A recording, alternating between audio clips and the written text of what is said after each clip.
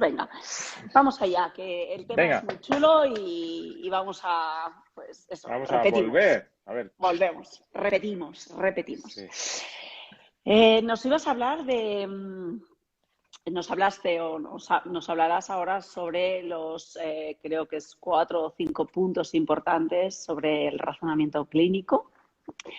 Primero como la definición, ¿verdad? Podríamos empezar por eso. Luego hablaremos sobre los tipos, hablaremos sobre las características Hablaremos sobre y por qué es tan importante también. por qué es tan importante. En segundo, es verdad que el por qué es tan importante, correcto.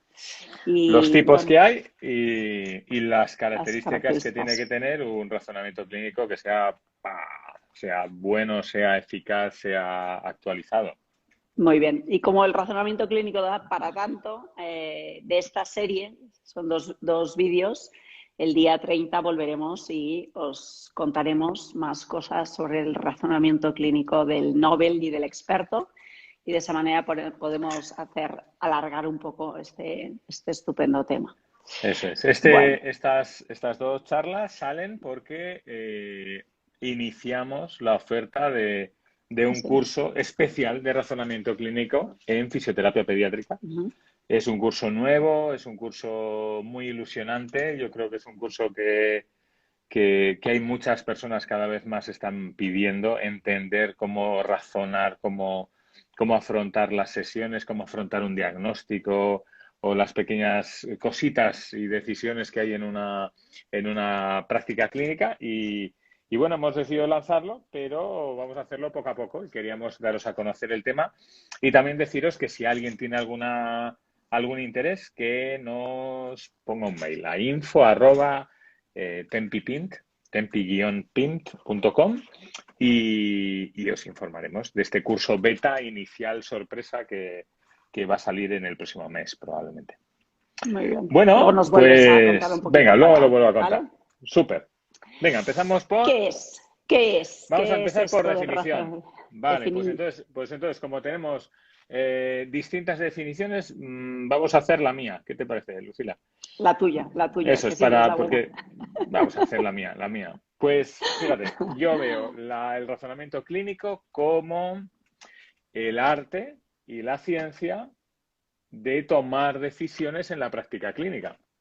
Es arte porque tiene un punto de arte, quiere decir como de intuición, de un conocimiento especial, de un conectarte con cosas igual que no son tangibles, que se desarrolla con la práctica, eso es un arte, ¿no? Y la Ujú. ciencia porque tiene ciertas reglas. Así. Y tiene que ver con la toma de decisiones. Esto es. Y no es como mucha gente piensa que el razonamiento clínico sirve únicamente a diagnosticar. Y eso no es así. Sirve a más cosas y luego lo vamos a ver. Sirve a tomar decisiones. Y como hay 28.000 decisiones que uno toma desde ya antes de que entre un paciente por la sala, pues fíjate cuántas decisiones. Yo os invito ahora a pensar los que nos estáis escuchando, si tenéis una práctica clínica en optometría, en logopedia, en fisioterapia, ¿cuántas decisiones tomáis? ¿Y cuántas sois conscientes de lo que tomáis? Pero ya desde antes de entrar por la puerta del paciente. ¿Cuándo la has citado y por qué la has citado antes o después que a otros? ¿O por la mañana o por la tarde? ¿Y le has enviado un cuestionario antes o no se lo has enviado? ¿Y qué tipo de sala has elegido para recibirlos? Y etcétera, etcétera, etcétera. Y de ahí hasta el final, ¿cuántas decisiones tomamos? Son interminables las decisiones. El problema es que no somos conscientes de que cada vez que atendemos a un paciente estamos tomando decisiones. Y esas decisiones llevan a que te sitúes y acompañes o a que haya una sensación como de desorientación, tanto del terapeuta como de los pacientes. Así es, así es. Esta definición del arte y la ciencia está muy bien. Y en el arte también de hacer terapia o de acompañar familias, a lo largo de los años uno aprende y además cambia sus propios modelos en base al conocimiento que adquiere, ¿no? Y acerca de esto que decías, pienso que para todo aquel que ahora nos escucha es pensar que esto es un modelo de hacer esto, porque, como decías tú, tiene de ciencia porque tiene algo de estructura, ¿no? Eso es. El modelo de la excelencia, que es algo que explico, que algunos ya me han escuchado, ¿no? Me encanta saber cómo la gente piensa, ¿no? De hecho, en el último Eso vídeo te es. dije, me gusta mucho, Iñaki, cómo piensas, pero averiguar cómo otro piensa, incluso cómo pensamos nosotros mismos, es parte de también lo que cuentas en este curso bueno, y lo que vamos a compartir, que es una cosa que a ti y a mí nos gusta, ¿no? Es el modelar la excelencia. Parte de lo que conozco sobre las áreas de interés que tengo en el conocimiento humano es esto de la programación neurolingüística, en el cual eso es parte de lo que se hace, es ver cómo otros piensan y sacar una estructura específica. Bueno, y a ti como te gusta mucho la ciencia, la Sí. investigación, pues sé que también sacas modelos de los pensadores en salud acerca de cómo hay que razonar. Y creo que es parte de lo que nos vienes a desvelar. Sí, el Muy otro bien. día ya te comenté que, bueno, que yo tenía un profesor fantástico durante muchos años, que era un crack, era un fuera de serie, ¿no? Y que pasaba la mayor parte del tiempo de las clases hablando de filosofía, de... ¡buah, madre mía! Y el tiempo de la práctica era nada, eran 5 minutos finales y venga, ya a espabilar. Y, y entonces él decía mucho, yo lo tengo grabado, dice, ¿por qué me preguntáis qué hago y no me estáis preguntando qué pienso, ¿no? Y eso a mí se me quedó grabado. Y realmente es una cosa, es una constante esta, por lo menos en los fisioterapeutas. ¿Qué haces? ¿Dónde pones las manos? ¿Qué presión estás haciendo? Todas estas preguntas sobre el qué, el cómo, ¿no? Claro. Y no tanto sobre el cómo piensas, porque realmente las manos siguen al pensador, no, no, no van solas, Sí. no van solas. Y luego En el el otro modelado, sí, tema, pasa eso. y luego el otro tema también es que Hulme describía el razonamiento clínico como un concepto, no como una definición de algo claro, evidente, consensuado por todos, sino como algo que yo creo que es el punto de arte. Yo creo que es el punto de concepto, porque realmente no es tan fácil de definir, de acotar, ¿no? Eh, es lo que está pasando en esa relación con el paciente y eso no es tan fácil de ponerle como una definición así, ¡tac! Y ya está. Es más complejo que eso. Bueno, además también se basa en tus paradigmas, Eso es. en tus modelos de pensamiento. Muchas veces, a lo mejor al inicio, cuando contabas antes lo de las conductas y estrategias, es como la parte más superficial del modelado, ¿no? Es aquello, pero al inicio de nuestra carrera, ¿cuántos de nosotros no nos hemos visto muy preocupados? Tú en fisioterapia, ¿no? En cómo pone la mano, en la técnica, pero nosotros optometristas, pues exactamente igual, en cómo se mide una lente, en que si me habré equivocado o no en la medida del ojo y la refracción, y a lo mejor no estás y estás muy ocupado en aprender sobre eso. Creo que cuando eso lo automatizas, eso como cuando conducimos el coche, ¿no? O aprendes a conducir, que el aprendizaje del razonamiento clínico creo que tiene un bagaje también mucho en base a la experiencia y Ujú. mucho en base a haberte equivocado y mucho en también controlar aspectos técnicos que Claro, inicialmente son los que nos claro, preocupan, pero claro. que luego te vas viendo que es menos medir, aunque lo necesites, y más pensar. Pues así preparando este curso y preparando el libro que estoy escribiendo para el Sevier, que es allí donde me surgió esa idea, pues fíjate que me di cuenta que en Tempi ya teníamos varios cursos de razonamiento clínico. Y no lo había pensado yo tanto, pero es verdad que era una cosa que a mí me fascinaba. Y investigando dije, ostras, pero es el curso que tenemos. Primero, tenemos dos cursos de razonamiento clínico. Una formación Tempi de base, en donde estamos constantemente ayudando a los compañeros a pensar, a interpretar los datos, los signos clínicos, concretar objetivos, desarrollar una hipótesis sobre lo que pasa. Ese ya era un curso de razonamiento clínico en sí. Pero es que aún teníamos otro curso todavía más avanzado de razonamiento clínico. ¿Sabes cuál? El Sí, tuyo. sí, sí, el de comunicación. Digo, no, sí. Sí, sí, es que un curso de razonamiento es un curso de comunicación. Al Claro, final claro. es así, sí, sí, Porque sí. luego cuando vamos a ver qué tipos de razonamiento clínico hay, pues vamos a ver que no hay razonamiento clínico sin comunicación. No lo hay. Es una comunicación con nosotros mismos, ¿no? Eso hablas también muy bien en el curso de la metacognición, el pensar como pensamos y un curso y la comunicación con el paciente o los usuarios de tus servicios. Así que sí, y además hoy en salud ya sabemos que las cosas van por ese camino, o sea que no hay otro camino, sino es integrar esa parte de comunicación.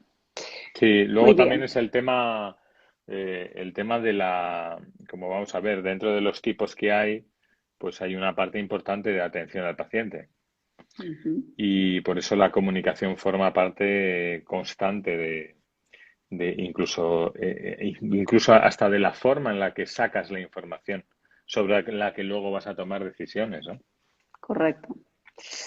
Pues un poco con la definición y habiendo puesto estas bases, si te parece, pasamos a por qué es importante.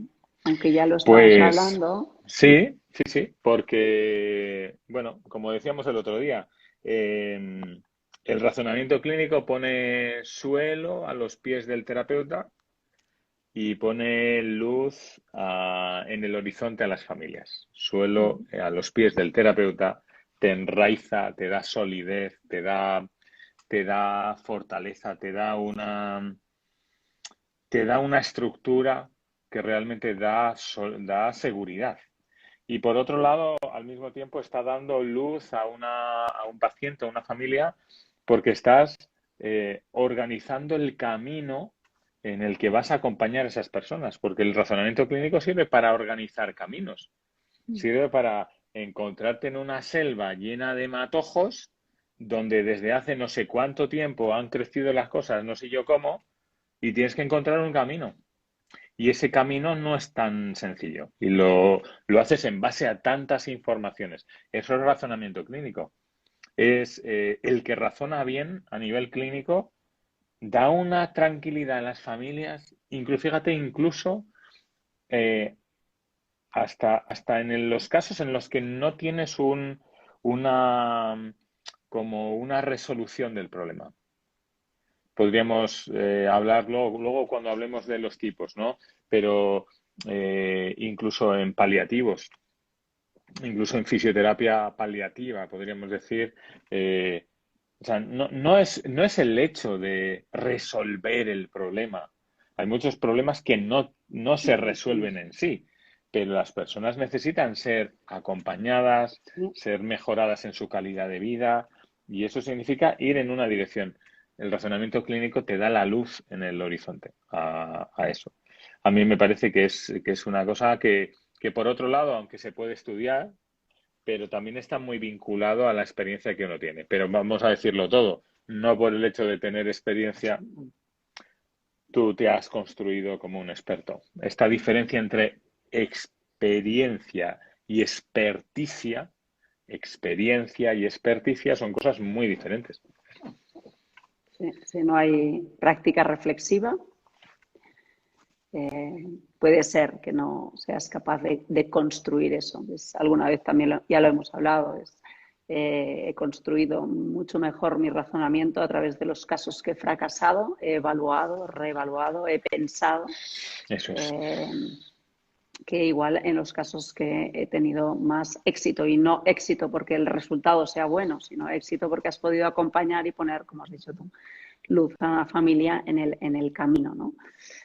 Muy bien. Y este es uno de los puntos que vamos a ver el próximo día en el Instagram del próximo día sobre experto y Nobel, ¿no? ¿Qué caracteriza a un experto?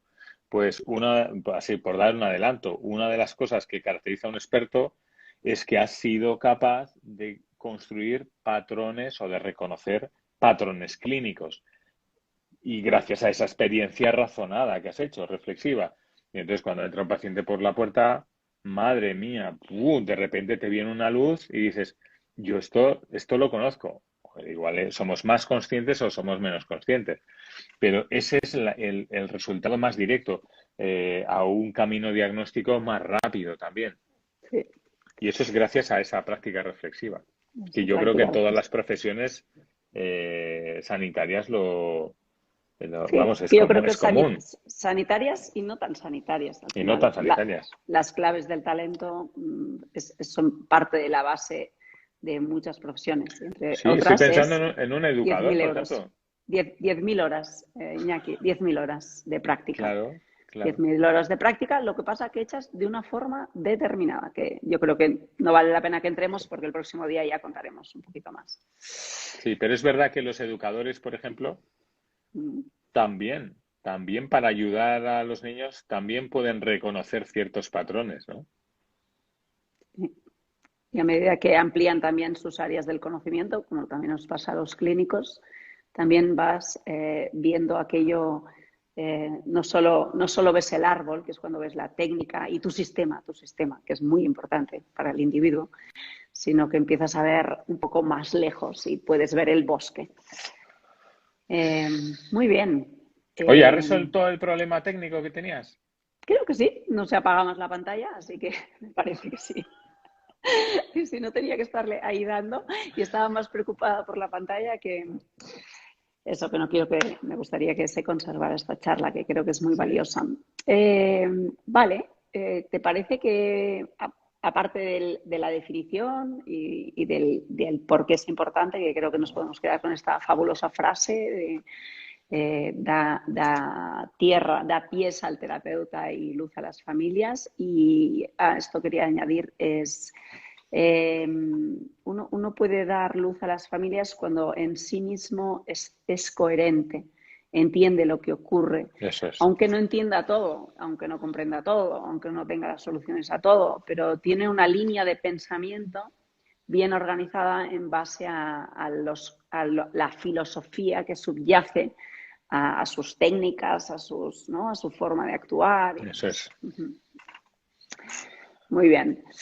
Eh, Vamos a pues los si tipos. quieres vamos a hablar de los tipos, sí, que creo que es súper Venga. interesante. Esto, además, hay una gran confusión. Creo que nos ¡Oh! puedes poner muchísima luz aquí porque hay una gran confusión. Pues Cuéntanos. bueno, si las personas que nos estáis viendo tenéis curiosidad, pues podréis hacer una búsqueda en internet de cursos de razonamiento clínico y os vais a dar cuenta de que prácticamente todos los cursos que hay sobre razonamiento clínico están dirigidos al diagnóstico. Ujú. Y el diagnóstico es solo la mitad del razonamiento clínico. Si es que la mitad, yo digo la mitad porque se divide en dos grupos los tipos de razonamiento clínicos, diagnósticos y de otro tipo. Pero es que incluso el razonamiento diagnóstico es menos de la mitad en proporción a lo que uno tiene que hacer en una relación terapéutica. Entonces aquí estamos. Hay dos tipos de razonamiento clínico que realmente son dos grupos de tipos de razonamiento clínico, que son el grupo de razonamiento clínico diagnóstico y el grupo de razonamiento clínico dirigido a la gestión, acompañamiento de un paciente. Ujú. Y yo creo que lo vamos a reconocer súper claro, de hecho seguro que lo estáis viendo ya. Una cosa son las decisiones que estamos tomando, porque son toma de decisiones, en relación a entender qué le sucede al paciente en su contexto clínico, en base a la literatura y en base al conocimiento que tienes y decidir un plan de tratamiento a eso. Y otra cosa es, madre mía, es toda la serie de decisiones que incluyen, pues fíjate, el pronóstico, la educación del paciente, el entenderte, la comunicación, la colaboración con el paciente, la colaboración con otros profesionales, la toma de decisiones éticas, porque hay muchas decisiones éticas que hay que tomar, decisiones complejas. ¿Cuántas decisiones tenemos allí? Madre mía, tenemos una serie de razonamientos que tienen que ver con la gestión y el acompañamiento. Y por eso en el curso que hemos querido lanzar desde Tempi, de razonamiento clínico en fisioterapia pediátrica, está muy equilibrado. Vemos claramente las tomas de decisiones diagnósticas y vemos claramente las tomas de decisiones en la relación con los pacientes y vamos trabajando sobre los distintos puntos. Dentro dentro del razonamiento clínico, de las estrategias, podríamos llamar, diagnósticas, tenemos diferentes tipos de razonamiento diagnóstico. Tenemos un razonamiento diagnóstico muy centrado en el problema, que se llama razonamiento diagnóstico en sí, y un razonamiento diagnóstico centrado en el paciente. ¿Por qué nos dice la Organización Mundial de la Salud que tenemos que conocer al paciente tanto como conocemos su problema? Fíjate qué frase más buena de los grandes expertos en razonamiento clínico. Tenemos que conocer al paciente tan bien como conocer su problema. O sea que si conoces el daño cerebral o conoces los esguinces de tobillo, por poner dos puntos, o los dolores de crecimiento en los niños, tan importante como eso es que conozcas quién es ese paciente, cómo lo vive, qué creencias tiene, qué ambiente está, cómo es su familia, qué están pensando, sintiendo, en qué se sienten limitados. Bueno, pues a ese conocer al paciente se le llama razonamiento narrativo.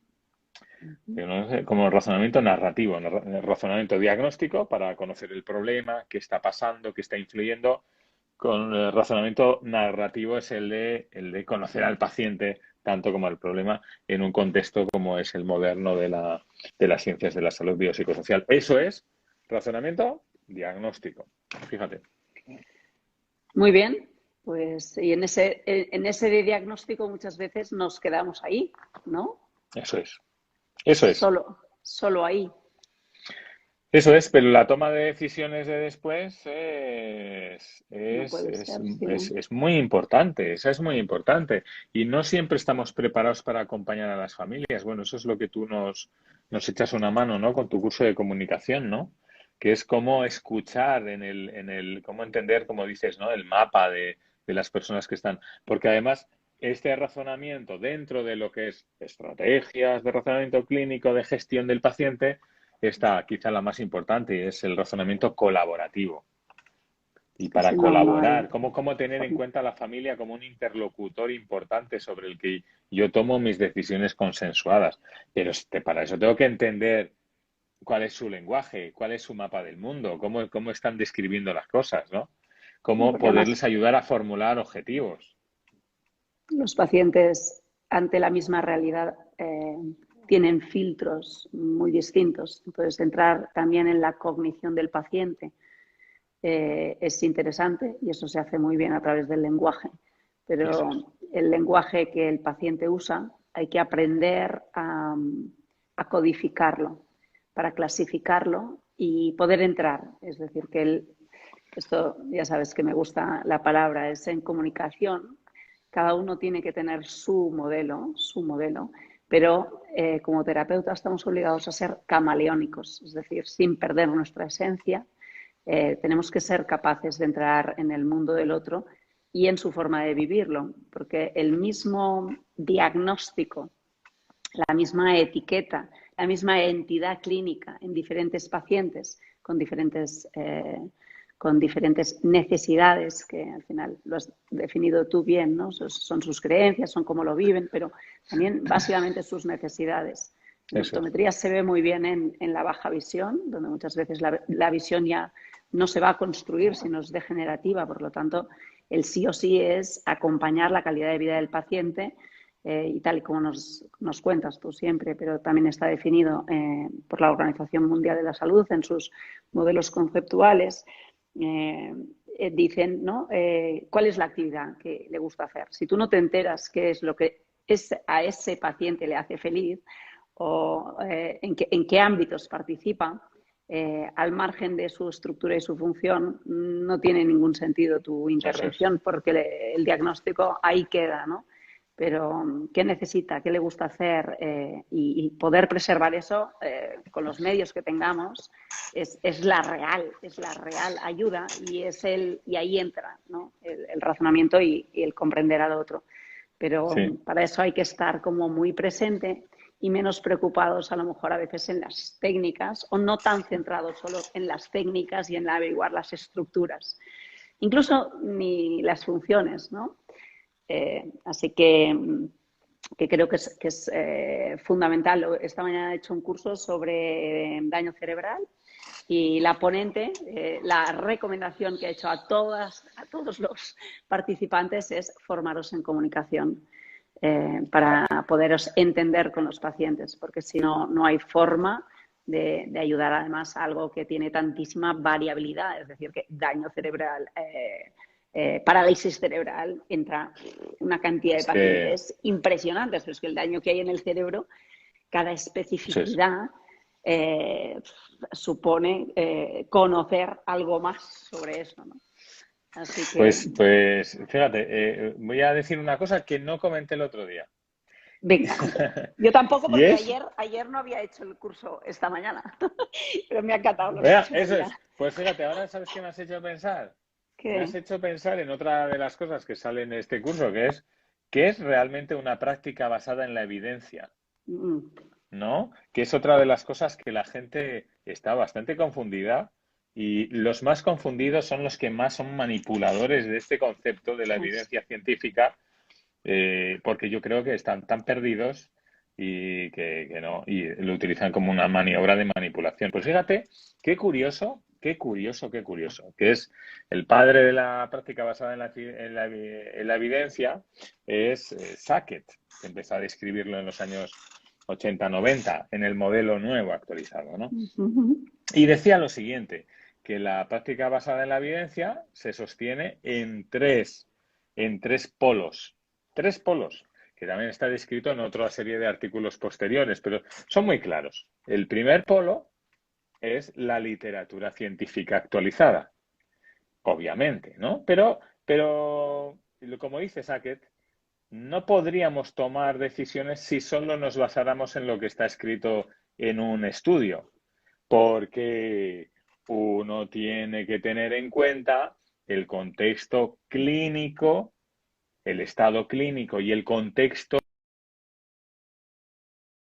O sea, que a la misma altura, al mismo peso, tienes que tomar las decisiones en relación a eso, porque realmente la evidencia que hay en la literatura sobre una intervención en un grupo de población concreto, resulta que justo a tu paciente no se adapta o por edad, o porque tiene otra variable, o porque tiene un contexto diferente, o porque tiene una complicación y una comorbilidad de otro problema, y vas a tener que tomar una decisión no solo en base a la literatura, porque ese paciente no es justo del grupo homogéneo que tenía ese estudio. Igual ese estudio no es aplicable. Pero aún queda un tercer polo, que es fantástico, y es el que estabas describiendo tú.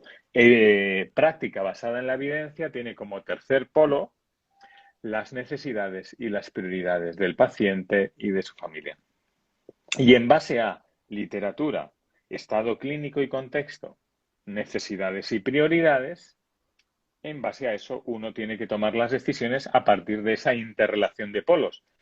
Y la decisión que tomas es la óptima, consensuada y posible. Estas tres características, ¿no? Óptima no es la buena.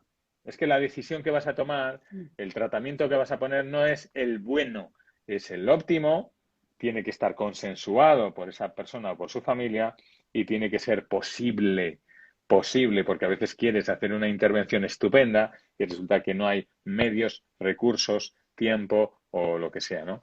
Entonces, me encanta este punto porque en estos tiempos de manipulación y de tú no me gustas, y como no puedo decir en público que no me gustas, voy a decir que no tienes evidencia, ¿no? bueno, y además, Hablando de la evidencia, como si la evidencia se sostuviera solo en la literatura. Además, fíjate que Sackett, en sus textos originales de los años 90, dice, no podríamos apoyarnos solo en la literatura porque esto podría tiranizar, fíjate, y utiliza esa palabra, tiranizar el razonamiento clínico. Me y parece además, espectacular.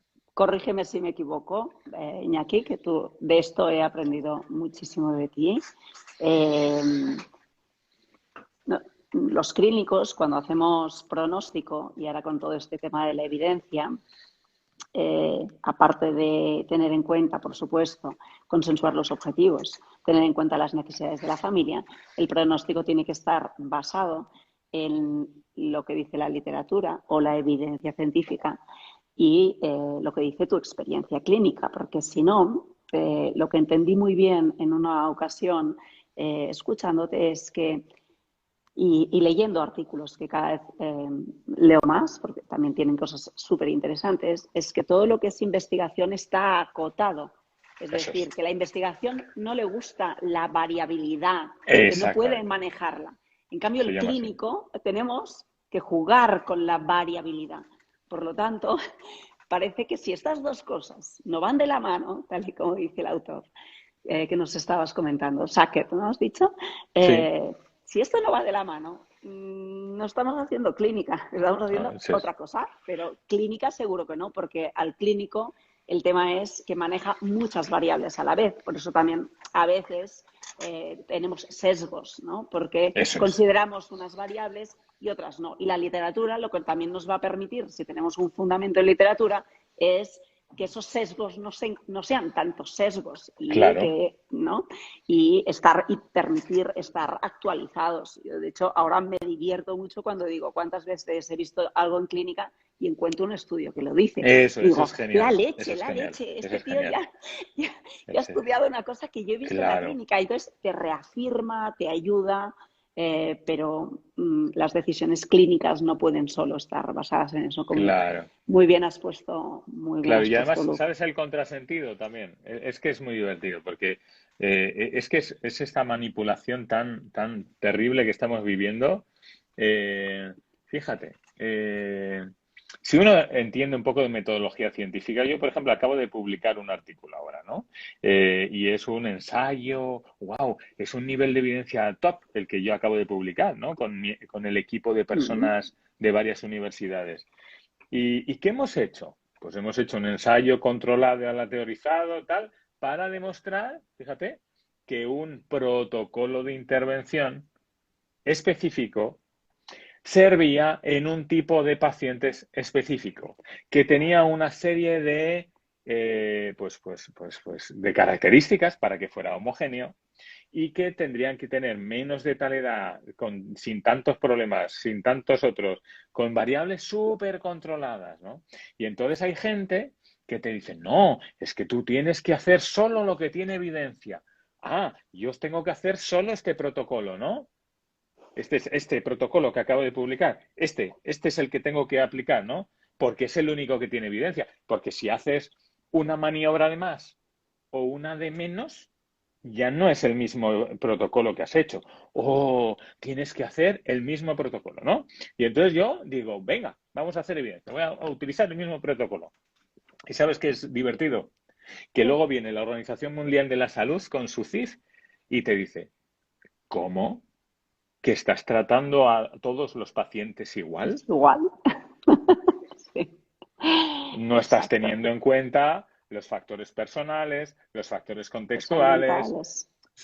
no estás teniendo en cuenta la CIF, porque la CIF y el contexto biopsicosocial incluye individualización. Pero no, tú tienes que aplicar, fíjate, esta es la manipulación, tú tienes que aplicar solo un protocolo que esté demostrado, pero luego te están diciendo que tienes que ser individual. Por eso está la manipulación, porque no hay evidencia, no hay práctica basada en la evidencia sin individualización del tratamiento. Sí. Este es el punto, pero clave. Y yo creo que si lo empezáramos a ver, empezaríamos ya, por favor, a decir, ya vale de Mira, estar yo creo que manipulando. ayer se cortó el vídeo porque Por esto. no hablamos de esto. Porque esto que estás contando, la grandeza, o yo creo que el valor que tú aportas es porque tienes tanto de clínico Eso es. como gracias al doctorado, ¿no? Al doctorado y también a tu manera de ser, ¿no? A tu manera de afrontar el conocimiento. Te gusta entender las bases, tienes una formación muy sólida. Pero gracias a ver estos dos mundos. Y a menudo lo que creo que ocurre, como ocurre casi siempre que hay conflictos de comunicación entre los investigadores y los clínicos, es que no entendemos que cada una de las partes ya tiene razón, pero que lo que hay que aunarlas y no polarizarse ni Claro, volverse ¿no? Talibán de Claro, ninguna posición. eso es. Y al final el buen clínico es el que va a saber manejar todo esto, porque al final es el clínico el que lleva la evidencia a la sociedad, que es Eso es. la sociedad quien lo necesita. Es decir, que la investigación está muy bien y hay 4 frikis que les gusta mucho la investigación, pero lo que se hace en ciencia está para servir a la sociedad, Claro. ¿no? No para Pues quedarse en los libros. hay otra cosa fantástica que yo me he dado cuenta también ahora trabajando para el libro que estoy haciendo. Bueno, pues fíjate, un tema que es, bueno, que para situaros, estamos en razonamiento clínico, ¿eh? Pero es que todo esto tiene que ver con las Sí. decisiones que tomas, ¿no? Pues mira, la evidencia, la evidencia, la evidencia, ¿no? Y ahora llega y tú dices, venga, vamos a ver qué hay de evidencia sobre la tortícolis congénita, ¿no? Y entonces, venga, pues vamos a la guía clínica que publicó la Academia Americana de Pediatría, bueno, la Sociedad Americana de Fisioterapia Pediátrica, que lo publicó en varias ocasiones, o sea, que tiene una renovación. Es un pedazo de artículo maravilloso y espectacular. ¿Y sabes qué pasa cuando llegas al tratamiento? Lo Cuéntanos. mejor, lo mejor, lo mejor, lo mejor, que solo tiene evidencia los objetivos del tratamiento, no el tipo de tratamiento. Ah, entonces te dice Kaplan y su equipo y te dicen, mira, pues claro, ¿qué hay que hacer en la tortícolis congénita? Ganar movilidad activa del cuello y ganar movilidad pasiva del cuello. Y además hay que mejorar la simetría de los movimientos. Y además hay que estimular el desarrollo. Y además hay que mejorar la educación de la familia en el entorno en el que está ese bebé. Y luego entras. ¿Y cómo se hace? Ah, de eso no, ya no sabemos cómo se hace. Dice el porque y empieza. Hay un estudio que dice que hay que estirar 30 segundos esperando 10, hay otro que dice que hay que estirar 15 segundos esperando 20, hay uno que dice que hay que hacerlo 50 veces, hay otro que dice que hay que hacerlo 100 veces. No, o sea, lo que está claro es dónde vamos. No existe ese tratamiento. Fíjate, estoy hablando de la patología musculoesquelética más frecuente en Por bebés o igual excelencia, es la sí. segunda, después de la cadera igual es la segunda, ¿no?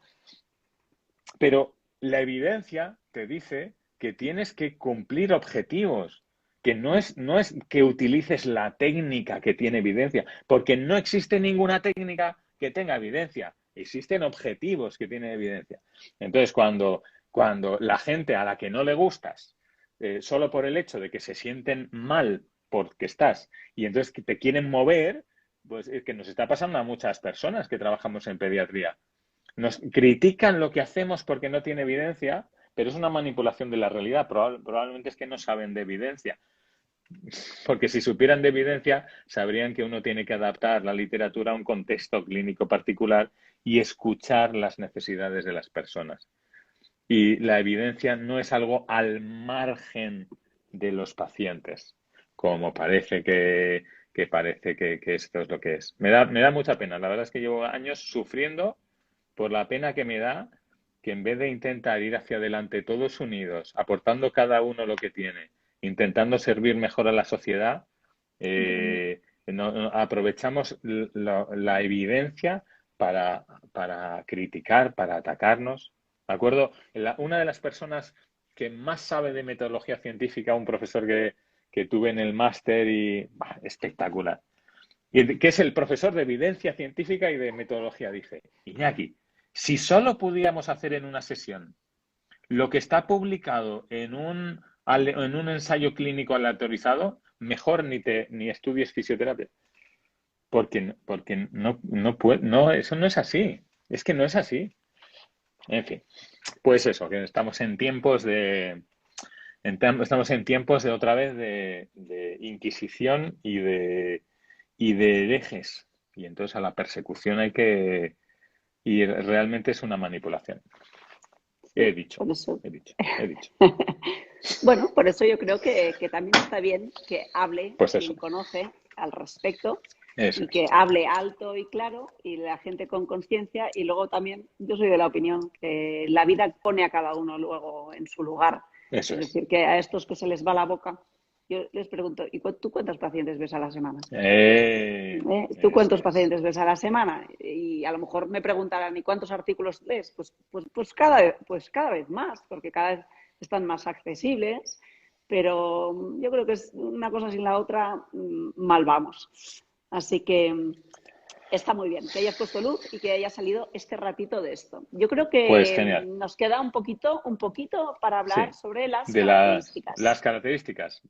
Bien, pues vamos a hablar de las 4 características, 4 que definen un razonamiento clínico actualizado, eficaz, bien asentado y serían la primera que tenga un modelo o un apoyo en un modelo biopsicosocial, lo cual es algo fantástico, es un requerimiento actual en las ciencias de la salud. Y a mí me gusta particularmente este este concepto biopsicosocial, primero porque te hace saber que no tienes ni idea de nada y que hay tantas variables en el ser humano que pensar que todas son musculitos, articulaciones y nerviecitos es realmente como para reírnos, porque el estado emocional, el contexto social eh, es tan inmenso que uno lo único que se hace es pequeño y es decir, bueno, voy a intentar ayudar con lo que tengo, con la mayor mirada posible. Entonces, saber la cantidad de factores que están influyendo sobre la persona y que muchos de ellos, quizá la mayoría, no están en tu área de competencia, pues te hace humilde, te permite abrirte a un trabajo en equipo, te hace creerte menos lo que puedes hacer por un paciente, ¿no? Y yo creo que todos los que tenemos ya un poquito de experiencia nos hemos dado cuenta tantas veces de cuándo otro profesional ha sacado ese paciente nuestro hacia adelante. ¿Cuántos? Así. O no solo otro profesional, sino otra experiencia de vida del paciente o otras cosas que no pensábamos nosotros que podían influir, ¿no? Ese contexto biopsicosocial es la primera característica que tiene que tener un razonamiento clínico chulo. Bueno, chulo. Bueno, bueno. Sólido, sólido, Sólido, sólido, sólido. sólido y actualizado. Segunda Segunda, característica, con mayúsculas, el razonamiento clínico tiene que ser colaborativo, con mayúsculas, porque es que ese es lo que estábamos comentando antes. Esa colaboración nos lleva a 2 aspectos que son súper interesantes. El primero es que nos abre a una colaboración con el paciente familia para tomar decisiones. Y las decisiones no solo en el tratamiento. Atención, una cosa súper interesante del razonamiento clínico bueno. La familia tiene que consensuar también la exploración y tiene que consensuar también las pruebas clínicas que vas a hacer, porque las pruebas clínicas también son una especie de agresión a veces a un sistema en el que tú vas a estresar un sistema para ver cómo funciona. Y también, y no solo el sistema, el mismo niño puede estresarse o cansarse de eso, ¿no? Incluso la familia va a tener que estar igual 2 horas ahí esperando a todas las pruebas clínicas. Tienes que consensuar. Eso se hace con un modelo colaborativo, no solo en el tratamiento, sino también en la exploración. Y la segunda parte del modelo colaborativo es la maravillosa relación interdisciplinar que está en el suelo de este Instagram, desde que empezamos, ¿verdad? A hacer entre puentes este programa bueno, de pues lo mucho Instagram. que hemos aprendido en Sí, nuestra colaboración con nuestros pacientes. claro. Yo recuerdo, recuerdo leer terapia manual en el sistema oculomotor y decir, madre Dios, lo que sabe este tío sobre este sistema que yo pensaba que era tan mío. Y cómo alguien toca mi sistema con las manos.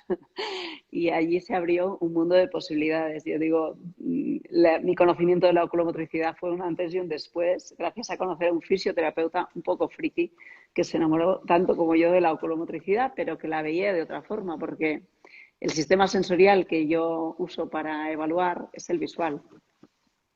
Y tú, aunque el visual lo usas y el auditivo, ya sabemos que los usamos todos, ¿no? Claro. Utilizas el tacto, ¿no?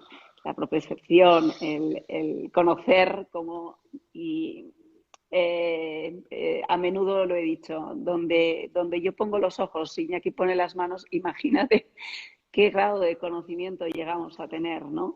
Y con lo que cada uno conoce sus sistemas, pero eso luego me ha pasado con el neurodesarrollo y me ha pasado, y yo creo que Sí, en esta fascinación de cómo cada uno de nosotros ve los sistemas, nunca hay competencia, siempre hay eso, admiración, sí. colaboración, de decir, wow, qué A forma más nosotros, interesante de ver esto, ¿no? Sí, a nosotros nos ha pasado también contigo. O sea, los fisios que trabajamos en Tempi, o sea, ahora mismo no comprenderíamos la evaluación de un bebé sin tu manual de estimulación visual, sin el screening que hacemos de patrones planos de alto contraste, lo que hemos aprendido también sobre la maduración de los sistemas visuales y cervicales o de control postural en relación a la capacidad que tiene el bebé para estabilizar la mirada. O sea, tú has venido con una clave que realmente ha sido como una especie de puzzle de pieza en la que 9 piezas que teníamos han encontrado como una estabilidad. Y eso lo hemos resuelto gracias a la comunicación interdisciplinar, a la colaboración interdisciplinar. Y si nosotros tenemos estos ejemplos, hay otros 10.000 ejemplos que con Gloria González, nuestra amiga y compañera psicólogo. psicóloga, o con logopedas, o con tantas personas que realmente si abriéramos esos canales de comunicación, eh, bueno, pues avanzaríamos más, ¿no? Como decía Einstein, que el otro día me di cuenta que era suyo, esa frase de eh, los problemas que tienes alrededor de un sistema No se nunca arreglan. los vas a poder arreglar desde el Oh, mismo sistema. sistema, sí. Es otro sistema el que viene a solucionarte los problemas que tienes en el mismo sistema, ¿no?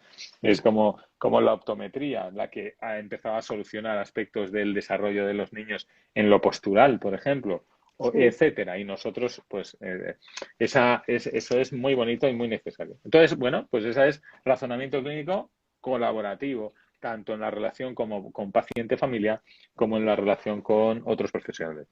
Muy bien. Vamos Cuéntanos con un el poquito, tercero. venga. Ah, sí, sí, sí. No, ¿Sí? ¿Tercero? sí, ¿O qué? me has contado el colaborativo, El biopsicosocial el biopsicosocial. y quedan dos. Venga. Quedan dos y vamos rápidos. Uno es el orientado a la hipótesis. Ujú. Un razonamiento clínico tiene que estar orientado a la hipótesis y este es una cosa muy chula, en plan, muy bonita, en plan Sherlock Holmes. Es que hay ahí, no sabes qué hay, tienes que plantearte una hipótesis con la información que tienes, combinar, asociar ese conocimiento que tienes de este problema con lo que te ha dicho el paciente, con realmente lo que te dicen las pruebas clínicas, confirmas, refutas, y eso hay que controlarlo bien, sobre todo no solo en la parte diagnóstica, también en la del pronóstico. También ahí es muy importante. Y el cuarto tipo perdón, la cuarta característica Característica. es interactivo y, digamos, no es, interactivo y adaptativo. Activo. Interactivo y adaptativo, que significa que tú tienes que adaptarte para extraer la información. O sea, que la información en distintos pacientes tú la puedes extraer de formas diferentes. Tienes que adaptarte a un tipo de paciente. Fíjate, un niño de 10 años y un bebé de 10 meses te están diciendo cosas diferentes o con lenguajes diferentes sobre lo que les pasa, ¿no? Y tú tienes que adaptarte o tienes que adaptarte a recoger información hasta de la segunda vez que vienen después de 2 tratamientos. Y ahí igual empiezas a comprender cuál era la hipótesis que se confirmaba después de un tratamiento. Ese adaptarte, ese interactuar con el paciente y con las fases de esa intervención es lo que construye un buen razonamiento clínico. Fabuloso. 4. Ya las Y hemos más cosas, y resumido. más cosas. Bueno, el curso de razonamiento clínico es un curso súper completo, muy bien estructurado, así como está tu cabecita, que nos estructuras el pensamiento de la gente, creo que es una de tus grandes habilidades y además los alumnos lo reconocen, ¿no? Esta capacidad de estructurar el pensamiento que luego es lo que nos da solidez como clínicos. Así que es algo que seguramente está carente, no está presente en las universidades y, por lo tanto, las formaciones avanzadas vienen a ofrecer algo que además en lo público no está, ¿no? Súper Pues interesante, eso, sí. entonces. Entonces, si El alguien curso tiene, beta, eso, eso cuéntanos es un un curso poquito. beta. Si alguien tiene interés en hacer ese curso beta más económico, pero a cambio el compromiso también de decirnos cómo mejorarlo, de llegar a, digamos, ayudarnos a pulirlo, pues si alguien tiene interés, pues se recomienda que sea fisioterapeuta y que trabaje en pediatría o que quisiera trabajar en pediatría y que puede escribir a un mail a info@tempi-pimt.com, que lo veréis el tempi-pimt.com aquí incluso en la misma fotografía del Instagram será online con plataforma y tendrá webinar también. Entonces, si alguien Súper está bien. interesado, que va a salir dentro de nada. Y También también tenemos otras cosas. Ahí he tenemos puesto otras la dos dirección. cosas. Si alguien la quiere Eso. anotar, Ah, está puesta súper, ahí. súper, Lucila. Pues ahí está. Y luego otras dos cosas. Tenemos dos cursos a punto de salir y todavía queda alguna plaza si alguien estuviera interesado y quisiera realmente ir hacia adelante a nivel profesional. Uno es el curso que tenemos de Lucila de visión en el desarrollo y el aprendizaje. Un curso, ¡guau!, potenciado en el último año, ha estallado en contenidos. Yo creo que ahí te has pasado de generosas, has metido allí todo lo que sabías y más. Y de hecho, Siempre es la así. última vez fue un boom de gente Siempre, de siempre es muchos así. países. No Porque el hecho de puedo que, no decir lo sí, que sé. No puedo sí, compartir lo que sé y lo que aprendo y lo que... Ahí va todo. no, Es mi y la curso de gente, visión. y lo agradecemos, y lo Eh, agradecemos. Pues eso, la última vez que hubo gente de todo el mundo todo el porque, mundo. porque realmente era un curso y ahora está facilitado porque es online y con webinars, así que desde cualquier sitio se puede hacer. También queda poquito para que salga, igual queda semanas, un mes, algo Mayo así. sale, pero antes con promoción. Así que escribirnos y os diremos cómo están las promociones, os podemos mandar el programa y es para Eso es, cualquier profesional vinculado al neurodesarrollo. Es la forma de eso es, conocer otro sistema conocer otro sistema para comprender con mayor profundidad el desarrollo del ser humano, conociendo eso más de es. un sistema y además con aplicación muy práctica sobre screening, sobre cosas que podéis hacer, tanto A mí me encanta. educadores como profesionales de la salud. Y creo que abre un mundo de posibilidades a algo que la responsabilidad de la visión no es algo que solo nos competa a los profesionales de visión, es decir, que compete a todo el neurodesarrollo, porque antes llega la prevención, muchas más cosas podemos hacer. Aparte de la visión, guía el movimiento, Eso guía es. el desarrollo motor, o sea, es el conductor. Y luego tenemos Tempi Zaragoza. Y luego tenemos 20. Espera, estoy aquí viendo que hay gente que nos escribe aquí. ¿Podéis escribirnos un mail a info, el mail que ha Sí, puesto Lucila un poquito más no me arriba? va a dar, no me va a dar para coger vuestros mails. Y aquí luego Eso cuando lo es. queramos registrar no lo voy a poder ver. Eso es. Entonces es mejor que Escribidnos, escribir, sí. escribidnos a info@tempipin.com, que es Y donde os lo habéis mandamos escrito, toda la o incluso un información. mensaje a Instagram si queréis y os facilitamos la información. Y Sí, luego la última información, esta ya sí para fisioterapeutas, sí. esta ya sí para fisioterapeutas que quieran trabajar en pediatría o que ya trabajen y quieran dar un salto, pues sale una nueva promoción de Tempi en Zaragoza. ¿Y qué tiene interesante?